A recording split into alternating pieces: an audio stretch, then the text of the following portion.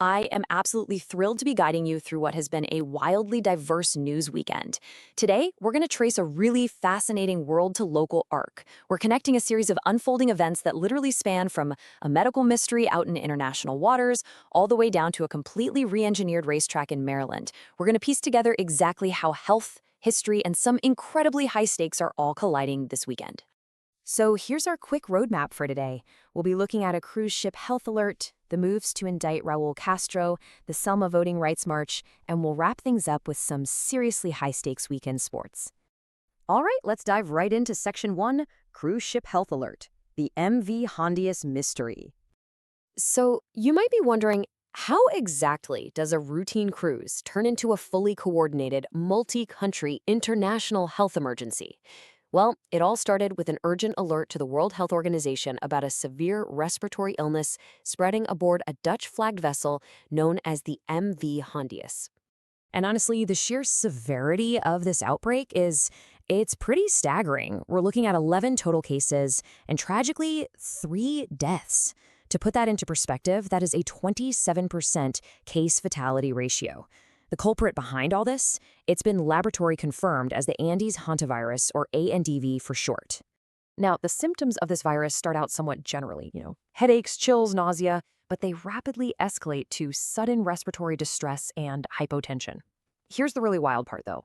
Typically, hantaviruses are transmitted by rodents, right? Human-to-human transmission is incredibly rare.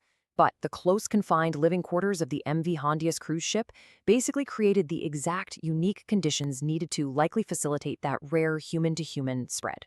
But before we get too alarmed, fortunately, the World Health Organization has stepped in and assessed the overall risk to the global population as low. The ship itself has actually been largely evacuated in the Canary Islands, and right now it's sailing back to the Netherlands with just a skeleton crew of 25 people, and they're being strictly monitored by 2 Dutch healthcare workers. So it's a very localized, intensely monitored situation at this point. Moving on to Section 2, indicting Raul Castro, reopening a 30-year-old case. Okay, so to understand why the US is suddenly taking legal steps against a 94-year-old former leader right now, we have to rewind all the way back to February 1996.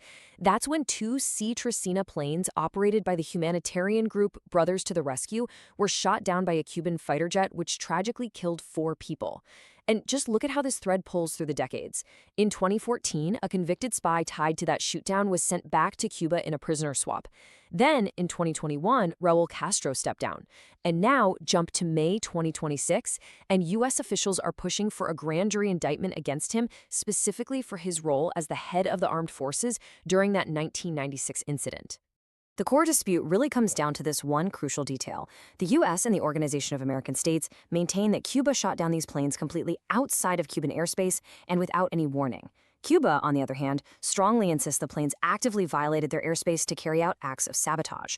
So, this fundamental disagreement over airspace and intent is exactly what this potential indictment is going to drag right back into the global spotlight. And of course, this potential indictment is not just happening in a vacuum. Right now, the U.S. is applying some serious economic pressure on Cuba. They're threatening tariffs on oil exports, which has already led to massive energy shortages on the island.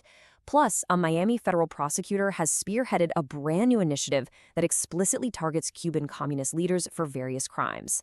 So we're really watching a massive, coordinated geopolitical pressure campaign unfolding in real time. All right, shifting gears to Section 3, Selma Voting Rights March, the fight over redistricting. To really grasp the weight of this mass mobilization, we just need to listen to the organizers themselves.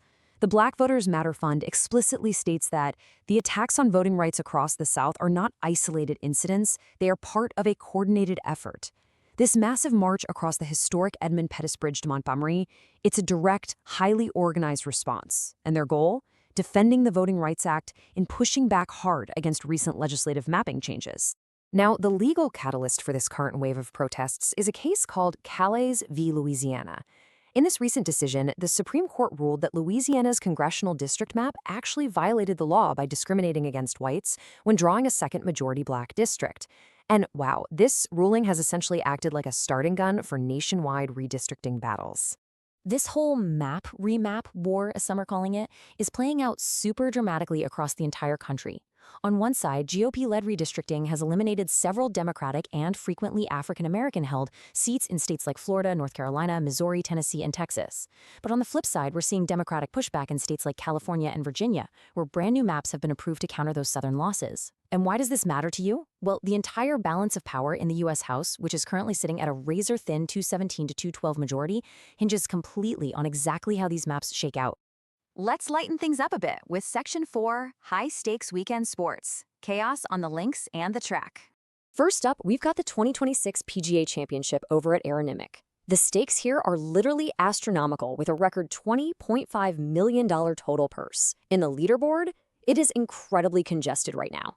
You've got defending champ Scottie Scheffler lurking just 2 shots back. But honestly, the real story here is Rory McIlroy, who is somehow tied for the lead after a historically poor start to the tournament. If he actually pulls this off, he's going to break a 30-year-old record for the worst 18-hole position by an eventual major winner.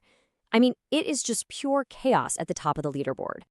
Then we move over to horse racing, and the move from Pimlico to Laurel Park isn't just some change of scenery for the Preakness Stakes, it's a massive game changer. For 118 years, Pimlico was this tight, 1-mile oval with legendary post-position biases.